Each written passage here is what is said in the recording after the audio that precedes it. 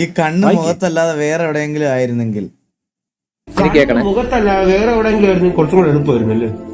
ഇപ്പൊ കയ്യിലായിരുന്നു, നമുക്ക് പുറകെ ആരെങ്കിലും വരുമ്പോ ഇങ്ങനെ നോക്കിയാൽ ചെയ്യാം. മതിലിന്റെ അപ്പുറമൊക്കെ തന്നെ നമുക്ക് ഇങ്ങനെ നോക്കായിരുന്നു. ഇതിപ്പോ കണ്ണ് മുഖത്താണ്ട് നമുക്ക് ഇങ്ങനെ എത്തി വരിഞ്ഞൊക്കെ നോക്കേണ്ടി വരും. ഒരു മോശം ഡിസൈനിങ് ചെയ്തു നമ്മളെ കണ്ണ്. അത് വല്ലാത്തൊരു ഡിസൈൻ. നമുക്ക് എളുപ്പമായിരുന്നു. ഇപ്പൊ രണ്ട് കയ്യിലും രണ്ട് കണ്ണും എടുത്തു കഴിഞ്ഞാല് ഇങ്ങനെ ഇങ്ങനെയൊക്കെ നോക്കല്ലേ. ഇങ്ങനെ വെച്ചോണ്ട് നടക്കണ്ട, നമ്മൾ ഇങ്ങനെ നോക്കിയാൽ പോയി. ഇങ്ങനെ നോക്കുമ്പോ നമുക്ക് ഇവിടെ കാണാൻ പറ്റും. ഇപ്പൊ നമ്മൾ എവിടെയാണ് ഇത് കാണുന്നത്?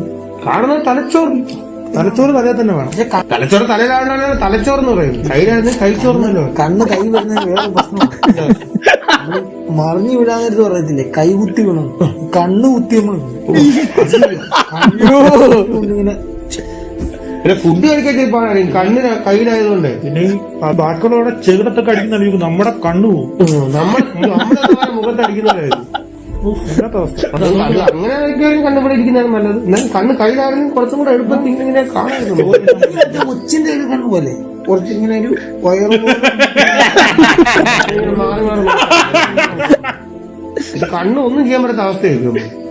അത് മതി തോന്നില്ല. അല്ലെങ്കിൽ നമ്മളിതിട്ട് എന്തെല്ലാം കുസൃതികൾ കിടന്ന് കാണിച്ചാനെ. നമ്മുടെ കണ്ണ് നമുക്ക് പോലും കാണാൻ പറ്റില്ല. നമുക്ക് പോലും കാണാത്ത നമ്മുടെ കണ്ണുകൊണ്ട് നമ്മൾ എന്തെല്ലാം കാണുന്നുണ്ട്. അത് ശരി ഫിലോസഫിക്കൽ ടോക്ക്. ഭാവം എന്താണ്